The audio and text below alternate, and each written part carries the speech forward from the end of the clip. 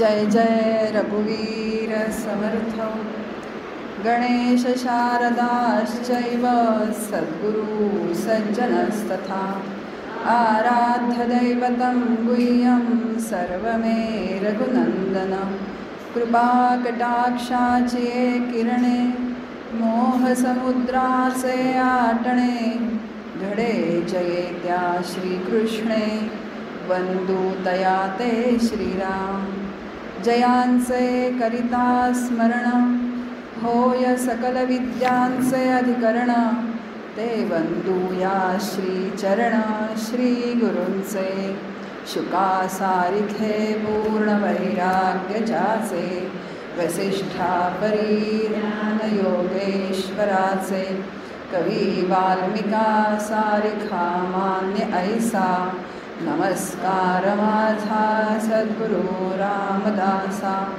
जय जय रघुवीर समर्थ. श्री सद्गुरूंच्या श्रीचरणांना मनपूर्वक वंदन करते. अधिष्ठात्री दैवता हनुमंतराय त्यांच्याही चरणी वंदन करते. आचार्य सौ जयश्रीताई त्यांना मनपूर्वक वंदन करते आणि सर्व श्रोत्यांच्या हृदयस्थ भगवंताला वंदन करते. करुणाष्टक हा आपला विषय आहे.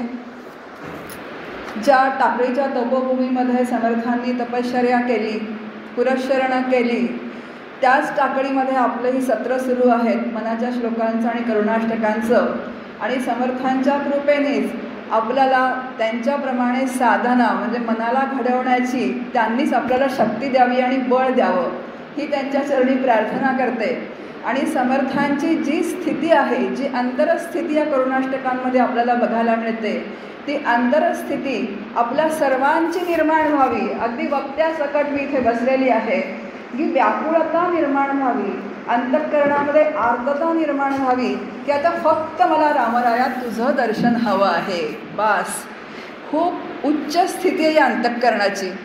खरं तर आपल्याला अंदाज येणंसुद्धा कठीण आहे त्या स्थितीचा जो आहे तो. पण आता कसं आहे की परमार्थ जो असतो तो काय असतो माहिती आहे का? भक्तीच्या भाषेत बोललं तर भगवंताशी एकरूप होणं, ज्ञानाच्या भाषेत बोललं तर जीवानी ब्रह्माशी म्हणजे जीव ब्रह्मक्य आपण ज्याला म्हणतो, जीवानी ब्रह्माशी एकरूप होणं. आता सगुणात जो राम आहे तोच निर्गुणात कोण आहे तर परब्रह्मस्वरूप आहे.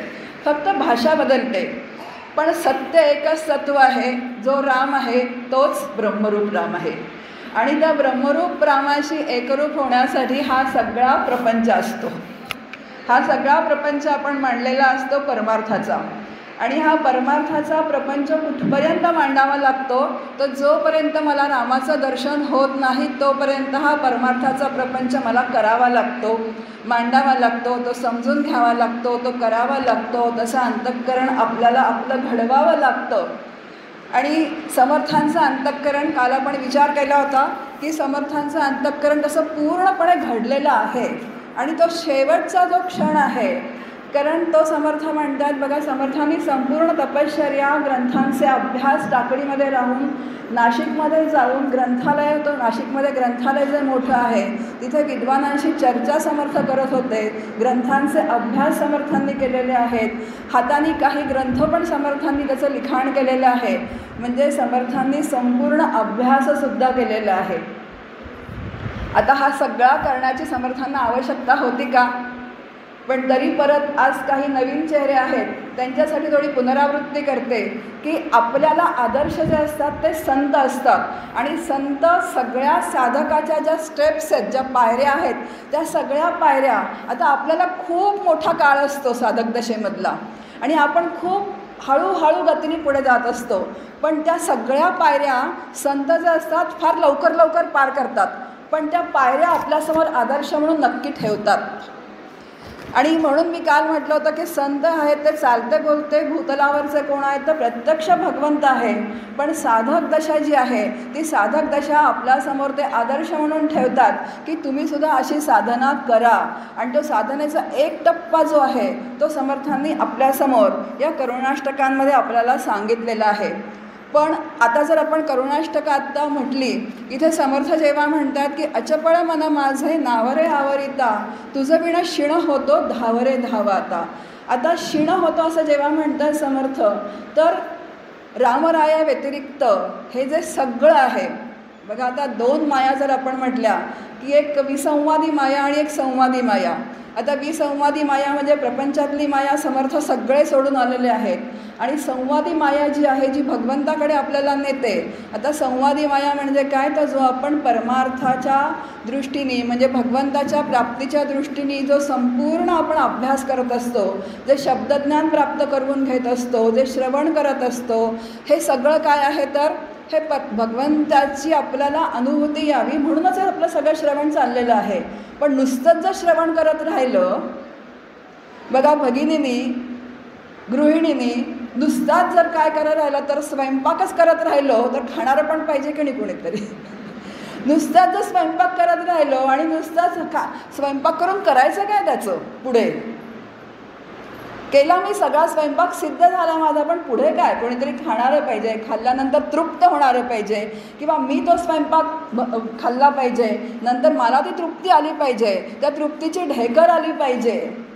आणि असं जोपर्यंत होत नाही तोपर्यंत स्वयंपाकाचा क्षीणच आहे की नाही.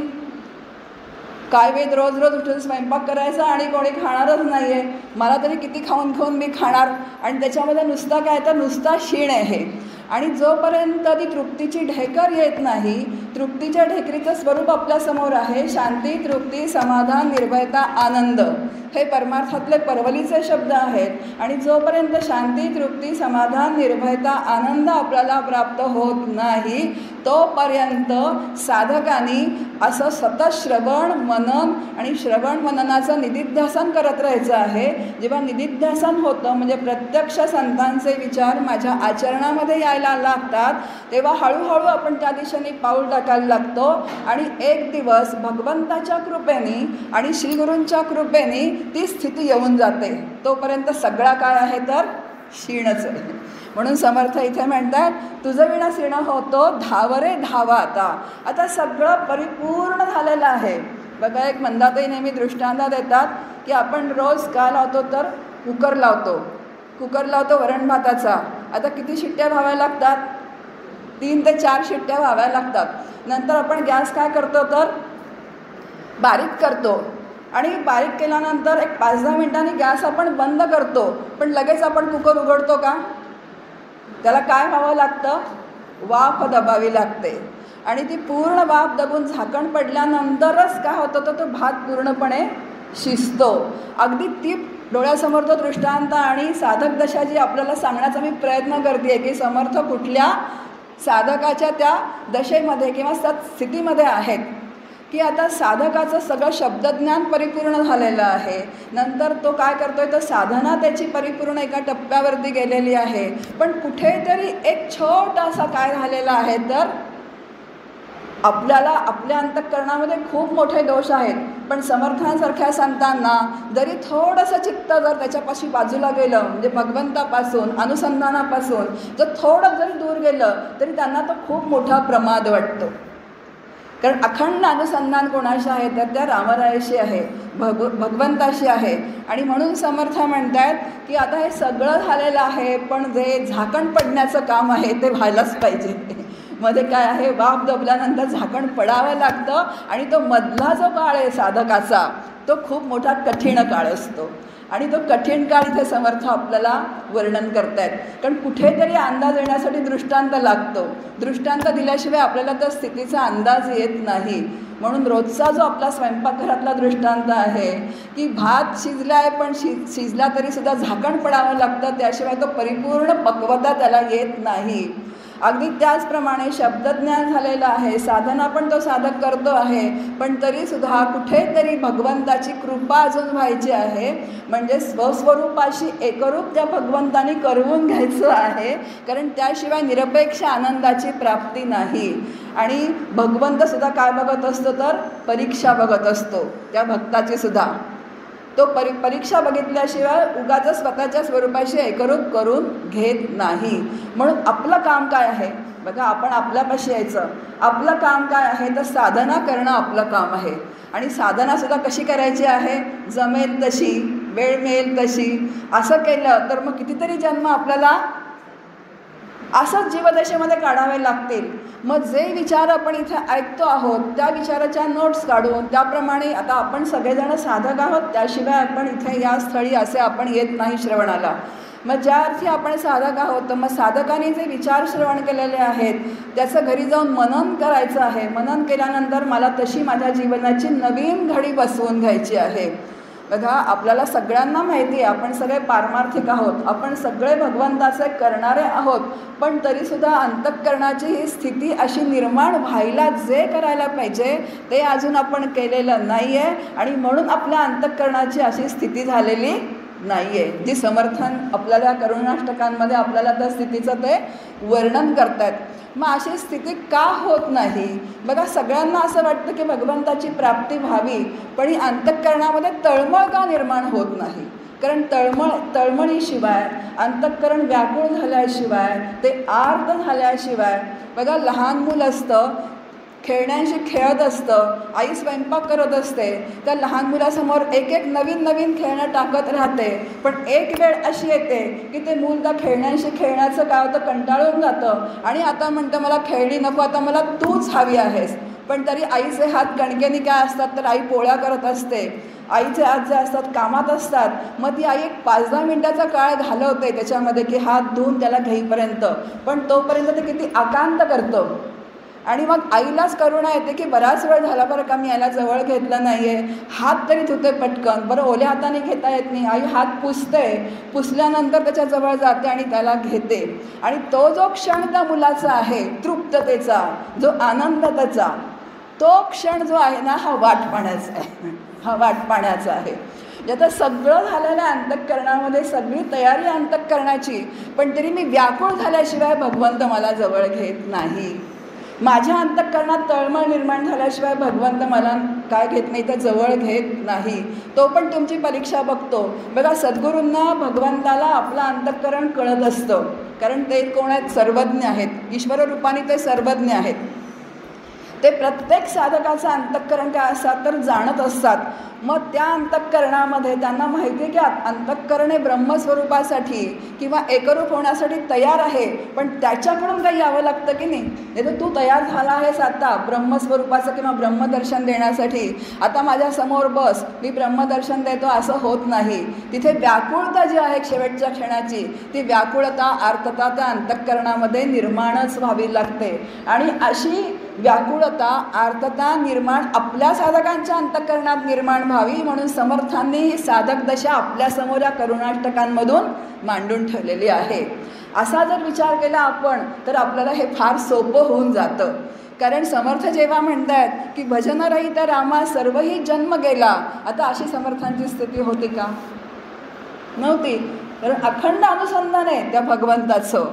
मग आता हे सगळं जे आहे, हे आपण जे आहे, हे आपल्याला लावून घेण्याच्या या गोष्टी आहेत. म्हणून समर्थ आपल्यासमोर ह्या सगळं काय आहे तर ही रचना जी करुणाष्टकांची आहे आणि त्याच्यामधून जे विचार आपल्याला समर्थ सांगतायत ते आपल्यासाठी सांगतायत.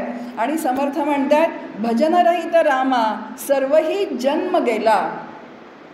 आता भजनरहित रामा सर्वही जन्म गेला, 2 अर्थ त्याच्यातनं काढता येतात. जसं मी आत्ता म्हटलं तसं की मी नुसतं तुझं भजन करतोय, पण तुझं दर्शन जोपर्यंत होत नाही तोपर्यंत हा जन्म व्यर्थ आहे. तुझं दर्शन जोपर्यंत होत नाही तोपर्यंत हा जन्म कसाचा व्यर्थच आहे. बघा, 2च दशा असतात, एक अज्ञान आणि एक ज्ञान. आता आपण म्हणतो की हा खूप ज्ञानी झाला, इथून बसून प्रवचन करतायत, पण जोपर्यंत त्या ब्रह्मस्वरूपाची प्राप्ती नाही, त्या भगवंताची प्राप्ती नाही, तोपर्यंत तो प्रांत सगळा अज्ञानामधलाच आहे. म्हणून शास्त्राने 2च स्थिती सांगितलेल्या आहेत, एक ज्ञानाची स्थिती आणि एक अज्ञानाची स्थिती. आता अज्ञानाच्या पायऱ्या आपल्या समोर संतांनी सांगितलेल्या आहेत, जसं बद्ध, मुमुक्षु आहे, मंद, मध्यम, तीव्र, साधक, या दशा सांगितल्या आहेत आपल्यासमोर. पण शास्त्रकार जे आहेत ते 2च स्थिती सांगतात, एक अज्ञान आणि ज्ञान. जोपर्यंत तुम्हाला स्वस्वरूपाची प्राप्ती होत नाही तोपर्यंत सगळा प्रांत अज्ञानामधला आहे. आणि अज्ञानाकडून ज्ञानाकडे जायचं असेल तर ही अंतःकरणामध्ये तळमळ निर्माण व्हावीच लागते. म्हणून समर्थ जेव्हा म्हणतात भजनरहित रामा सर्वही जन्म व्यर्थ गेला, म्हणजे आपण आपल्याला जर लावून घेतलं तर आपण पण सगळे भजन करत असतो, पण जसं पाहिजे तसं आपण भगवंताचं भजन करत नसतो.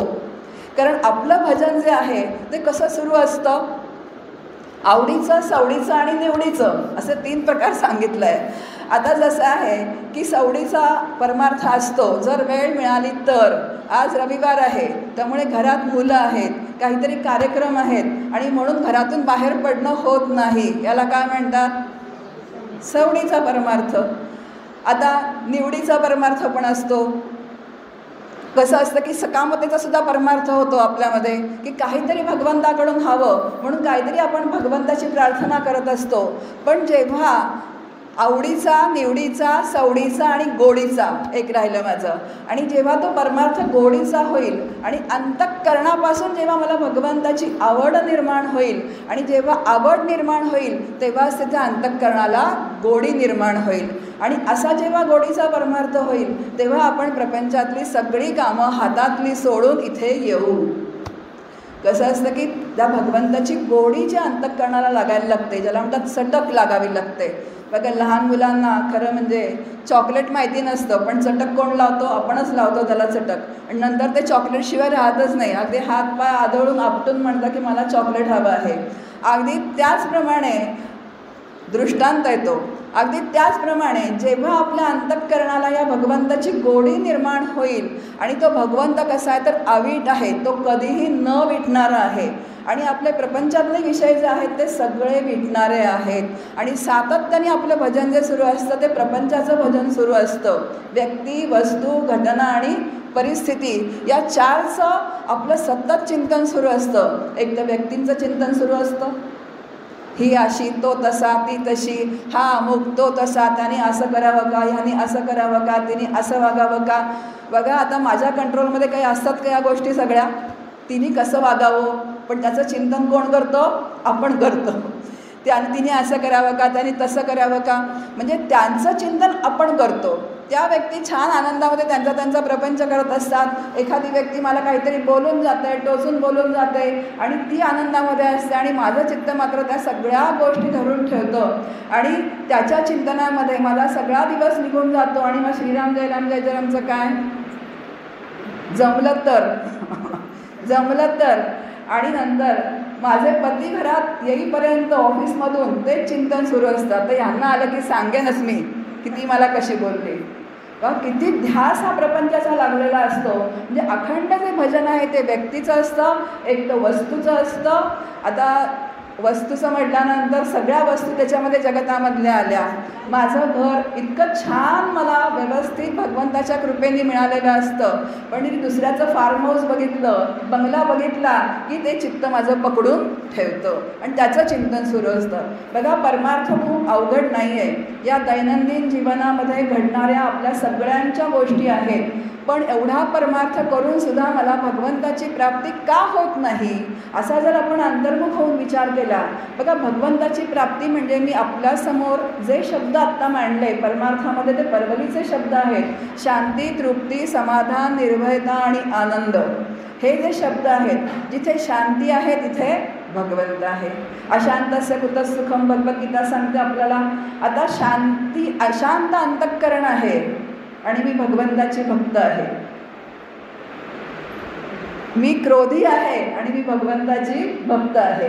हे कसं शोधतात काही वाक्य आपल्याला. म्हणून जिथे शांती आहे तिथे भगवंताची वसती आहेच आहे. शांतीची पैशांती, निवृत्ती दातारू, हरिनाम उच्चारू दिधला जेणे. शांतीलाही असं वाटतं की मला या ठिकाणी वसतीला जायला पाहिजे आणि त्या शांतीला कुठला देह आवडतो तर संतांचा देह आवडतो. कारण शांतीला माहिती आहे की इथे आपल्याला राहण्यासारखं ठिकाण आहे, ती आपल्याजवळ कधीच राहत नाही. शांती परवडते का आपल्याला? घरामध्ये जर आपण एकटे असू दिवस कसा तरी निघून जातो, पण संध्याकाळी तिन्ही सांज जी असते ती अगदी नको नको होतं. मग कुणीतरी मैत्रिणीला तरी बोलवू देत, कुणाला फोन तरी उचलून करू देत असं आपल्याला वाटतं. आणि आता फोन मी मैत्रिणीला केल्यानंतर तिने जर काही कोणाबद्दल स्तुती केली तर माझं शांत अंतःकरण अशांत कोण करतं? बाहेरून ते होत नाही. त्या अशांत अंतःकरण मीच माझं करून घेतलेलं असतं. आणि जिथे अशांती आहे तिथे भगवंत नाही. खूप छोट्या छोट्या गोष्टी असतात दैनंदिन जीवनामध्ये. साधना साधना साधना म्हणजे काय? तर हे आपणच आपल्या जीवनातले जर बारकावे टिपायला लागलो तर लक्षात येतं की बाहेरून अशांतीची कारणं येण्यापेक्षा माझं अंतःकरण जास्त अशांत मीच करून घेते. बाहेरनं फार कमी कारणं येतात. आणि शांती, तृप्ती, समाधान, निर्भयता आणि आनंद तिथे काय आहे? तर भगवंतच आहे. म्हणून सतत जे आहे ते व्यक्ती, वस्तू, घटना आणि परिस्थिती यामध्ये माझं संपूर्ण जे जीवन चाललेलं असतं आणि त्याचं सतत जे भजन चाललेलं असतं. आणि मग वेळ मिळाला तर मग सकाळी 2-3 माळा करायच्या, संध्याकाळी काय 13 माळा असतील त्या करायच्या. कारण माझ्या सद्गुरूंनी मला सांगितलेलं आहे किंवा माझी उपासना मी बसवून घेतलेली आहे. 2 वेळेतला काय द्यायचा? तर दिवसातला काही वेळ भगवंताला द्यायचा आणि परत आपण आपल्याला पारमार्थिक म्हणवून घ्यायचं. फजिती आहे ती काय आहे? तर इथे आहे. डॉक्टर काका म्हणतात ते तुम्ही दृष्टांत देतात की एक वडील आणि मुलगा, विहारेच घेतलेले वडील होते आणि त्यांचा एक गुंड मुलगा होता.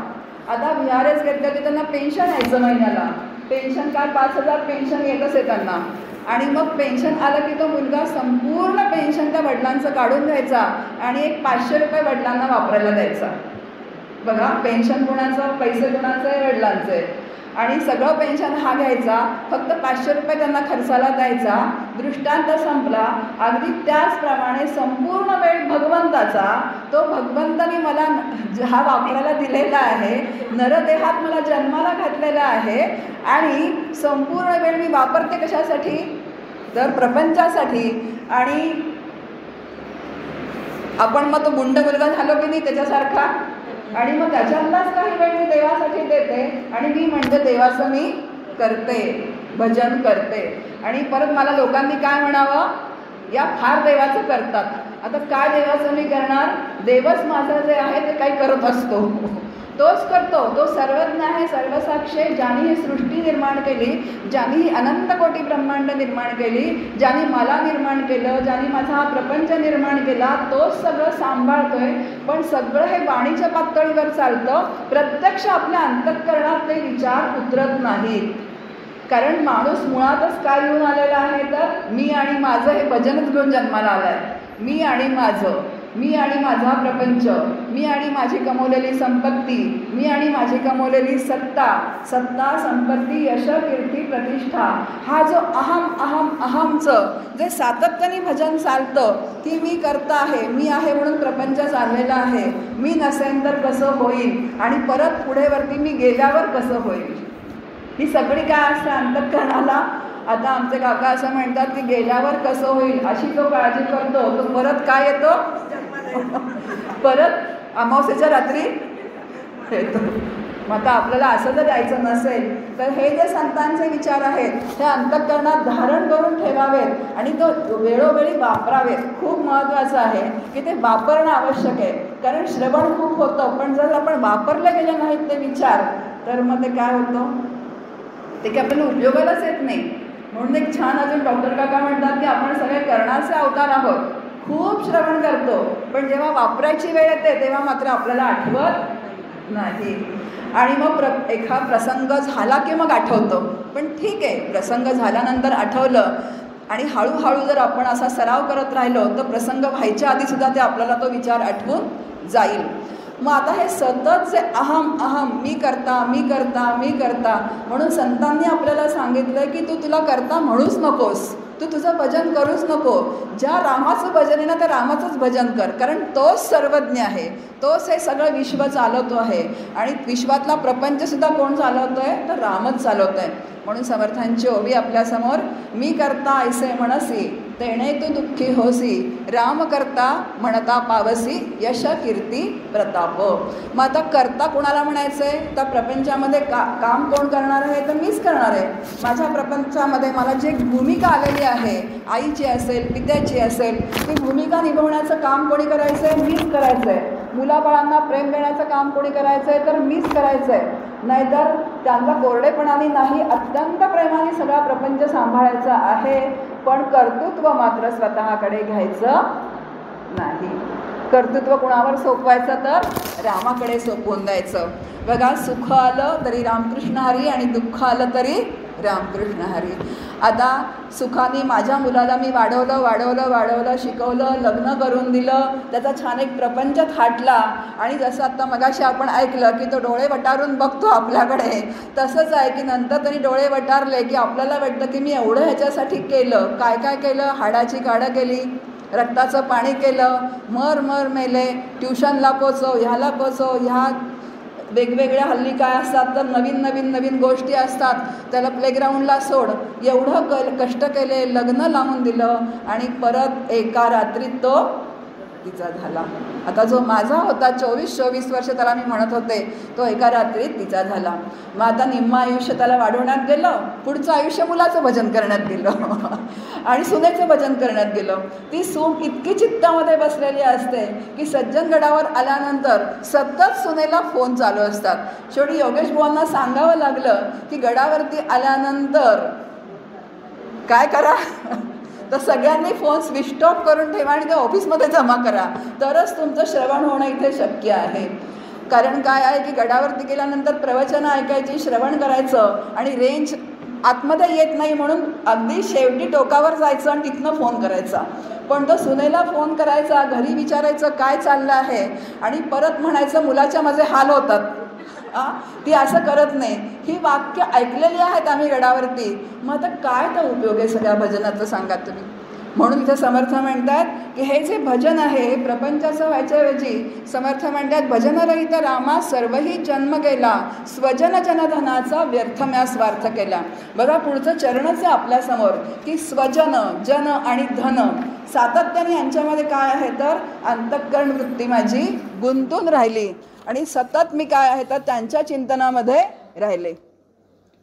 आता आपल्याला तुकाराम महाराज सांगतायत की त्यांचं कितीही चिंतन केलं तरी ते चिंतन सगळं जे आहे ते अशाश्वताचं आहे. आता जे चिंतन करतो त्या व्यक्ती आहेत का? आपल्या आधीच्यांचं आपण चिंतन केलं तर ते आपल्यामध्ये आज नाहीत. माझे आजे सासरे आहेत, आजे सासू आहेत, सासूबाई आहेत, सासरे आहेत, कोणीच नाही आहेत, त्यांना काही फरक पडत नाही. पण तरी आपण सातत्याने त्यांचं चिंतन करत राहतो आणि सगळ्यांचं जे पुढच्यांचं चिंतन करतो ते पण एक दिवस आपल्याला सोडून जाणार आहेत.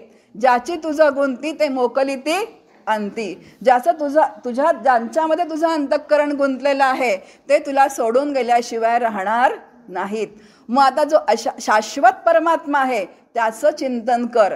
त्या शाश्वत परमात्म्याच्या चिंतनानेच हळूहळू तुला कळायला लागेल की हे सगळे कसे आहेत तर माईक आहेत. कारण त्या भगवंताची, त्या रामरायाची काय आहे तर ती व्यवस्थाच आहे. आणि अशी व्यवस्था जी आहे ही जर आपण व्यवस्था मान्य केली की तो सत्य जो आहे तो एक परमात्मा आहे आणि बाकी सगळेजण जे आलेले आहेत ते माझ्या वाट्याला आलेले आहेत.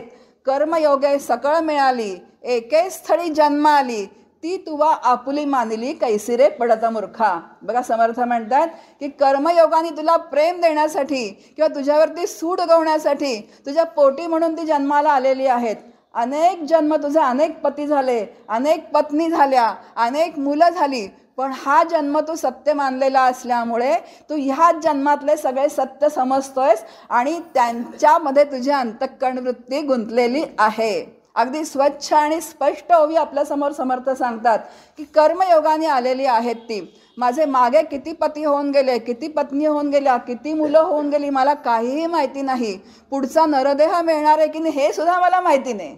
तरीसुद्धा हाच जन्म मी सत्य मानून चालते आणि त्याच्यामध्ये माझी अंतःकरण वृत्ती गुंतून पडलेली असल्यामुळे परत परत त्यांची देणी फेडण्यासाठी मला परत परत जन्माला यावं लागतं. आता हे तरी माहिती होतं का पुढचा जन्म मला कुठला येणार आहे, कोण माझ्या वाट्याला येणार आहे, काही माहिती नसतं. पण तरी चित्त मात्र त्या सगळ्यांचं भजन सातत्याने करत असतं. आणि शाश्वत रामाचं भजन बघा, स्वजन म्हटलं आहे, जन म्हटलं आहे आणि धन म्हटलेलं आहे. आता जन म्हणजे समाज जर म्हटलं तोही कसा आहे, दिल्या घेतल्याचा. तुम्ही द्याल तर तो तुम्हाला काहीतरी देईल. असं समाजाचं पण असं स्वरूप आहे. नंतर पुढे म्हटलेलं आहे, समर्थ म्हणतात धन. आता धन मिळवण्यासाठी प्रयत्न करायचे आहेत, संपत्ती मिळवण्यासाठी प्रयत्न करायचे आहेत, पण तेच म्हणजे माझं सर्वस्व. म्हणजे संपत्तीच्या आश्रयाने मला राहायचं नाही. प्रारब्धची जोडे धन, प्रारब्धची जोडे मान. आपल्याला इथे काय सांगतायत, इथे तुकाराम महाराज सांगतायत की जेवढं माझ्या प्रारब्धामध्ये असेल पूर्ण प्रयत्न करून सगळं शिक्षण घ्यायचं आहे त्या पद्धतीचं, नंतर नोकरी मिळवायची आहे पूर्ण प्रयत्न करून, पण मी इतकी कष्ट करते, इतकी मरमर मरते, पण तरी माझ्या पुढे कोणीतरी प्रमोशन घेऊन निघूनच जातं. ते साहेबांची ती लाडकी आहे किंवा तो लाडका आहे. असं काय येतं, तरी प्रारब्ध ही व्यवस्था भगवंताची आपल्याला मान्य नसते. म्हणून प्रारब्धाप्रमाणे जे माझ्या वाट्याला येईल, धन मान पैसा, ते सगळं जर व्यवस्थित शांतपणे आपण ॲक्सेप्ट केलं पूर्ण प्रयत्न करून. एक वाक्य खूप महत्त्वाचं आहे, 101% प्रयत्न करून जे माझ्या वाट्याला येईल ते जर शांतपणे आपण स्वीकारलं तर आपलं अंतःकरण भजन करण्यासाठी तयार राहतं. नाही तर सतत ह्यानी धुमसत राहतं, हे माझ्याच वाट्याला असं का, तिलाच तसं का, मी इतकं देवाचं करते तरी माझं असं का, ती दुसरं काहीच करत नाही तरी तिचं तसं का. आता तिचं तसं काय, तू कोण ठरवणारी किंवा तुम्ही कोण ठरवणारे. जे व्हायचं तर भगवंत बघतोय, जे काही करायचं असेल ते. म्हणून सतत हे जे आहे आपल्याला या सगळ्या गोष्टींच्या साहाय्याने म्हटल्यापेक्षा आश्रयाने जगण्याची सवय आहे. पैशाचा आश्रय लागतो, पेन्शन लागतं, कारण नंतर सुद्धा आपल्याला काहीतरी आपले आजारपणं असतात, खर्च असतात, पण त्याच्या आश्रयाने जगायचं नाही आहे. आश्रयाने जेव्हा जगणं होतं तेव्हा आमच्या इथे गृहस्थ होते, ते मध्यरात्री उठायचे, लॉकरमधला एफडी काढायचे आणि रोज मोजायचे की माझे किती एफडी आहेत. एकदा 80-85 वर्षाचे आजोबा. आता मुलं म्हणायची, तुम्ही कशाला काळजी करताय, बरं पुरेसा पैसा त्यांनी ठेवलेला होता, पण तरीसुद्धा त्यांना पैसा हा, संपत्ती हा संपूर्ण आश्रय वाटत असल्यामुळे रोज त्यांचं कशाचं चालायचं, तर रोज त्या एफडी काढायच्या, त्या बँकेत चक्रा मारायच्या, आमची एफडी मॅच्युअर झाली आहे माझी, ते तुम्ही का करत नाही, माझं व्याज बुडलं. म्हणजे सतत ते काय आहे तर त्या पैशाचं भजन आहे. म्हणून समर्थ म्हणतात, स्वजन धनाचा व्यर्थ म्या स्वार्थ केला. हे सगळं सुद्धा कसं आहे तर येणारं टिकणारं जाणार आहे. प्रपंचासाठी ह्या सगळ्या गोष्टी आपल्याला लागतात, त्याशिवाय प्रपंच होत नाही. समर्थसुद्धा आपल्याला सांगतात, प्रपंची पाहिजे सुवर्ण. आता सुवर्ण पाहिजे म्हणजे समर्थांनीच मान्यता दिली मग आपल्याला, मग तुम्ही काय सांगता इथे बसून. पण पुढे समर्थ म्हणतात, परमार्थी पाहिजे पंचीकरण. म्हणजे परमार्थाचा सुद्धा काय करा तर पंचीकरणाचा व्यवस्थित अभ्यास करा आणि काय सत्य आहे काय मिथ्या आहे याचा साधकांनी सातत्याने निवाडा करत राहावं आणि सत्य तत्वामध्ये अंतःकरणाची गुंतवणूक करत राहावी आणि असत्य तत्वाबद्दल कर्तव्य करत राहावं. बघा सगळे जे आहेत असत्य आहेत की नाही, म्हणजे मिथ्या आहेत की नाही देह जे आहेत ते, कारण ते आलेले आहेत. आज आपण टिकलेलो आहोत आणि उद्या 1 तारखेनंतर आपण नक्की काय आहेत तर जाणारे आहोत. मग आता जी गुंतवणूक आहे, बघा एक छान दृष्टांत आहे की कोणीतरी बँकेत, बुडीत बँकेत, किंवा जी आता आमच्या इथे एक भुदरगड नावाची पतसंस्था होती कोल्हापूरची, तिच्यामध्ये लोकांनी बजाज टेम्पोमधून आणि बऱ्याच कंपन्यांनी VRSच्या स्कीम त्यावेळेस डिक्लेअर केल्या होत्या आणि बऱ्याच लोकांनी 10-12 लाख रुपये गुंतवले, कारण का तर तिथे व्याज खूप जास्त होतं म्हणून. आणि नेमकं व्हायचं तेच झालं. ती पतसंस्था एक दिवस बुडाली आणि सगळ्यांचे पैसे बुडाले. आता ज्यांनी आपला आश्रय म्हणून ठेवले होते पैसे की जे मला उतारवयात कामाला येतील, खूप वाईट वाटलं, खूप सगळ्यांचे पैसे बुडाले. आता मग तसंच आहे की ही जी बुडती बँक आहे, कुठली बुडती बँक आहे, आपला देह आणि आपल्या देह संबंधित हे जे सगळं अशाश्वत आहे, ही काय आहे तर बुडती बँक आहे. मग आता बुडती बँक आहे त्याच्याबद्दल कर्तव्य करायला संतच सांगतात. कर्तव्य करावंच, पण त्याच्यामध्ये गुंतवणूक करू नये. गुंतवणूक शाश्वत बँकेत करावी. ज्याला राम म्हणतात, ज्याला कृष्ण म्हणतात, त्याला ब्रह्मतत्व म्हणतात. आणि जेव्हा आपण अशाश्वताबद्दल कर्तव्य करतो आणि शाश्वतामध्ये गुंतवणूक करतो, तेव्हा अशाश्वत प्रपंच हा प्रारब्धाप्रमाणे जसा आहे तसा छान सुरू राहतो आणि शाश्वत तत्वाचं अनुसंधान ठेवल्यामुळे तो राम जो आहे तो एक दिवस मला जवळ घ्यायला लागतो. आता जवळ घ्यायला लागतो म्हणजे मग त्याच्यावर सगळं सोपवलेलं असल्यामुळे आता मला प्रपंचाची काळजी वाटत नाही, आता मला प्रपंचाची चिंता वाटत नाही. जे होईल ते भगवंताच्या इच्छेने होईल. असं जर आपण सातत्याने अंतःकरण जे आहे त्या अंतःकरणाची घडी बसवण्याचा जर आपण प्रयत्न केला, बघा भगवंत जे आहे ते कधीही कुणाचं वाईट करत नाही. कारण कसं एक छान गोष्ट सांगतोय, की अर्जुन आणि श्रीकृष्ण एकदा दोघंजणं फेरफटका मारायला निघाले आणि आता दिवसभर दोघंजण, आता अर्जुन हा सखाच होता भगवंताचा, आणि दिवसभर ते दोघंजणं चालतायत आणि रात्र झाली बोलता बोलता, आणि भगवंत असं म्हणतात की कुठेतरी आपल्याला आता कुठे राहायला पाहिजे, कुठेतरी आपल्याला वस्तीला रात्रभर राहायला पाहिजे आणि उद्या आपण पुढचा प्रवास करूयात. आता कुठे राहायचं, आजूबाजूला काहीच दिसेना. तेवढ्यात त्यांना एक हवेली दिसली, लांब एक लाईट दिसला आणि हवेली दिसली. तर अर्जुन म्हणाला की भगवंता तिकडे एक हवेली आहे, तिथे आपण रात्रभर राहू शकतो. आणि म्हणून दोघंजण त्या हवेलीमध्ये गेले. अतिथी आले म्हणून त्या हवेलीतला जो श्रीमंत जी व्यक्ती होती तिने त्यांचं आगत स्वागत केलं, छानपैकी भोजन दिलं, उत्तम सुग्रास भोजन दिलं, नमस्कार केला, रात्रभर त्यांची छान व्यवस्था केली. आणि सकाळी उठून दोघंजणं दूध वगैरे काही दिलं असेल त्या श्रीमंत व्यक्तीने, आणि दोघंजणं निघाल्यानंतर त्या व्यक्तीने नमस्कार केला आणि भगवंतानी आशीर्वाद दिला की तुझी श्रीमंती भरपूर वाढू देत. आता छान वाटलं. आता असं म्हटल्यानंतर कुणाला काही गैर वाटायचं काही कारण नाही आहे. अर्जुनालाही छान वाटलं की भगवंतानी भरपूर तोंड भरून आशीर्वाद दिला की तुझी श्रीमंती भरभराट होऊ देत तुझी सगळी. आता परत दोघंजणं बाहेर पडले, चालतायत, दिवसभर गप्पा मारतायत आणि परत रात्र झाली. आणि आता परत भगवंत म्हणतात की आजही कुठेतरी आपल्याला आश्रयाला राहायला पाहिजे. आणि तेवढ्यात एक लांब दिवा दिसला, तिथे एक झोपडी होती. आणि अर्जुन असं म्हणतो आहे की ती झोपडी आहे, त्या झोपडीमध्ये आज आपण राहूयात रात्रभर. आणि म्हणून दोघंही झोपडीत गेले. त्या झोपडीत एक गरीब माणूस होता आणि एक त्याची गाय बांधलेली होती बाहेर. आता त्यांनी त्या गाईचं दूध जे काढलेलं होतं त्या दोघांना या बसा म्हटलं, गाईचं दूध प्यायला दिलं. ते छान रात्रभर त्यांनी विश्रांती घेतली. आणि सकाळी निघाल्यानंतर त्या माणसाने नमस्कार जेव्हा केला तेव्हा भगवंत असं म्हणतात की तुझी गाय मरून जाऊ देत. बघा, आता ऐकायला विपरीत वाटतं पण तात्पर्य घ्यायचं आहे गोष्टीतून. आणि असं म्हटल्यानंतर तिथून बाहेर पडले. आणि अर्जुन म्हणतो हे बरे देवा म्हणे, जो श्रीमंत माणूस आहे त्याची श्रीमंती तुम्ही वाढू द्या म्हणालात, आणि हा गरीब माणूस बिचारा की ज्याचा उदरनिर्वाह फक्त त्या गायीवर आहे आणि तुम्ही म्हणालात की ती गाय मरून जाऊ देत. आता भगवंताने उत्तर असं दिलेलं आहे, म्हणजे श्रीमंताची श्रीमंती कितीही वाढली, कितीही भरभराट झाली तरी त्याच्या हाताखाली 100 माणसं कामं करतील, त्यांचेही प्रपंच त्याच्यावरती चालतील. पण हा जो गरीब माणूस आहे त्याचा फक्त चित्त कुणामध्ये गुंतलेला आहे, त्या गायीमध्ये गुंतलेला आहे. आणि ती जर गेली तर तो माझ्या स्वरूपाशीच एकरूप होऊन जाणार आहे. आता ह्या गोष्टीतलं तात्पर्य जर आपण घेतलं तर आपल्या प्रपंचामध्ये, आपल्या आयुष्यामध्ये जे सुखदुःखाचे प्रसंग येतात, सुखाचा प्रसंग आला तरी त्याच्यामध्ये माझं काहीतरी हित आहे, आणि दुःखाचा प्रसंग आला तरी त्याच्यामध्ये माझं काहीतरी हित आहे. भगवंताला मला अजून काहीतरी द्यायचं आहे.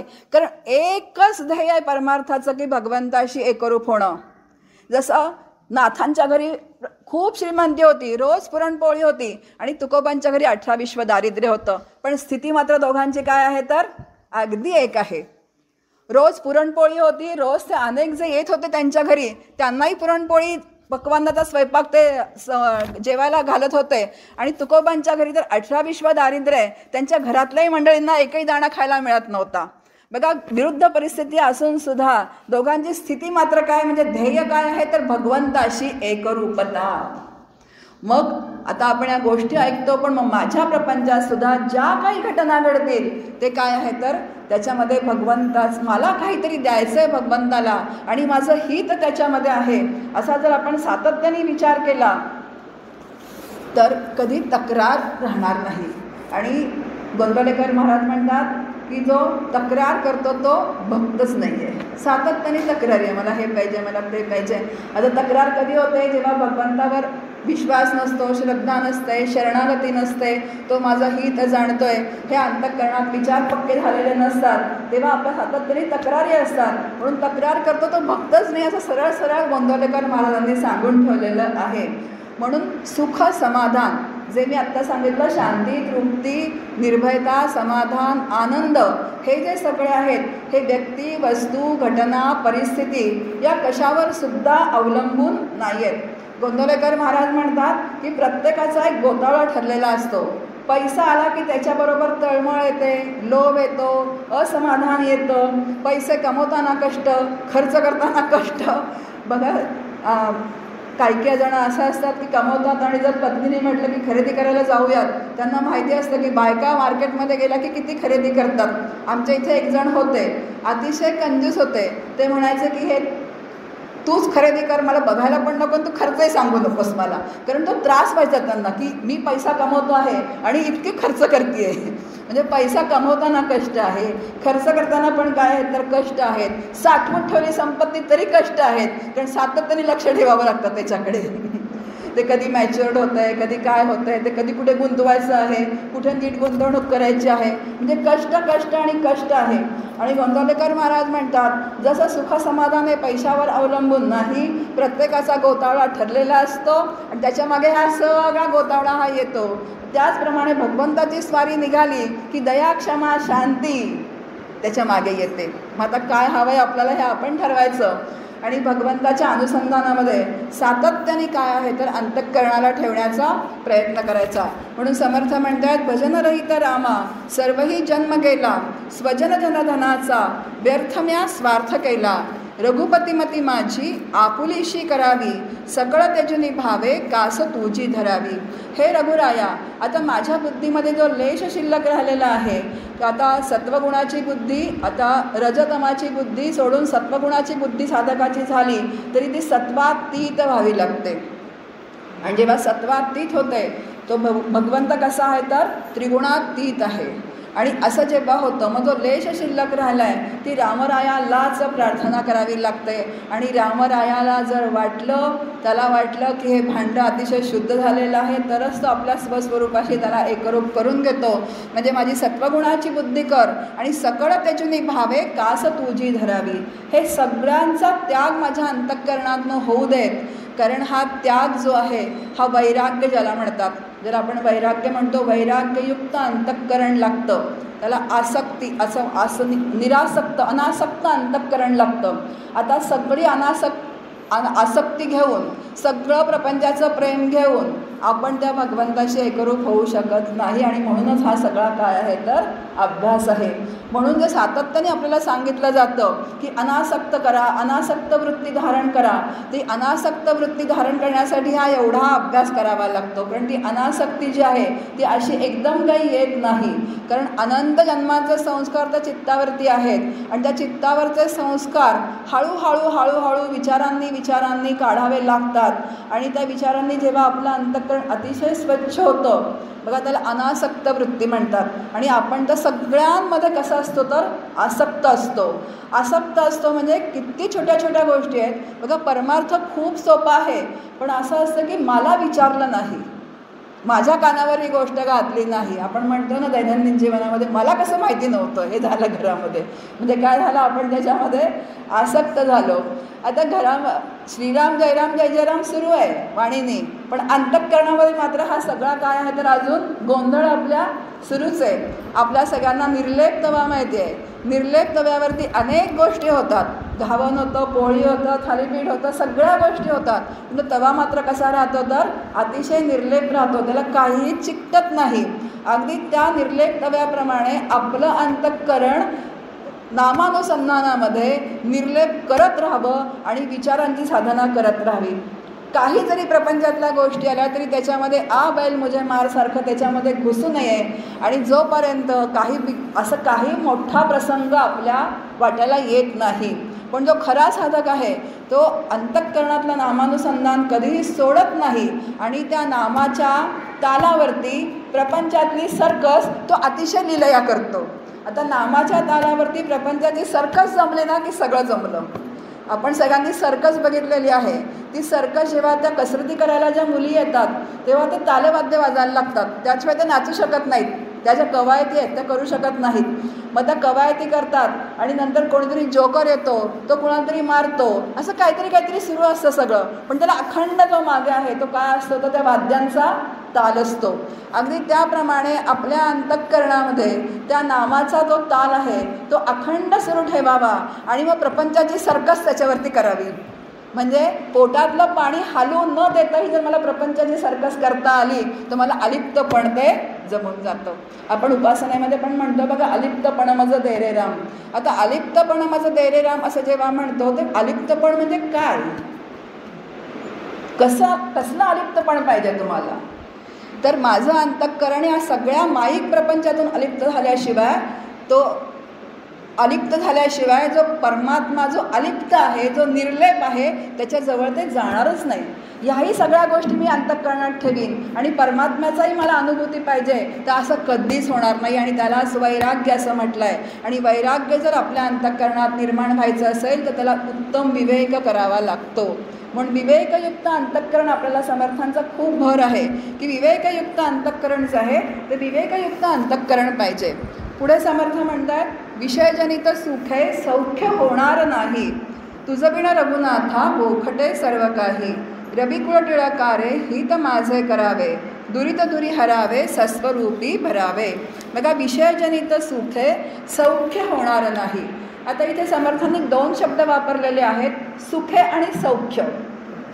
आता आपल्या सगळ्यांना सुख होतं, पण सौख्य म्हणजे सुखरूपता. सुखरूपता म्हणजे काय? तर ते तत्वच मी आहे. आता ते तत्व कसं आहे? तर अत्यंत सुखरूप आहे. म्हणजे सुख हेच त्याचं स्वरूप आहे. तुकाराम महाराज म्हणतात, सुखरूप ऐसा दुजा कोण सांगा, माझ्या पांडुरंगासारिखा. माझा पांडुरंग कसा आहे? तर सुखरूप आहे. बघा, भगवंताच्या समोर जर आपण मंदिरामध्ये उभं राहिलो तर आपण पटकन डोळे मिटतो की नाही? कारण तिथे आनंदाची अनुभूती आहे. आता डोळे मिटतो खरं म्हणजे, पण डोळे मिटल्यानंतर कुठली अनुभूती घ्यायची असते आपल्याला? आपल्याच अंतःकरणात जो भगवंत आहे त्याचीच अनुभूती आपल्याला घ्यायची असते. आणि जो आनंदाची अनुभूती येते ती खरं तीच येते. पण आता आपल्याला ते माहिती नसल्यामुळे आपण बाहेरच्या देवाचं दर्शन घेतो. दर्शन जर घ्यायचं असेल तर डोळे उघडे का नाही ठेवून दर्शन घेत का? पटकन आपण डोळे मिटतो.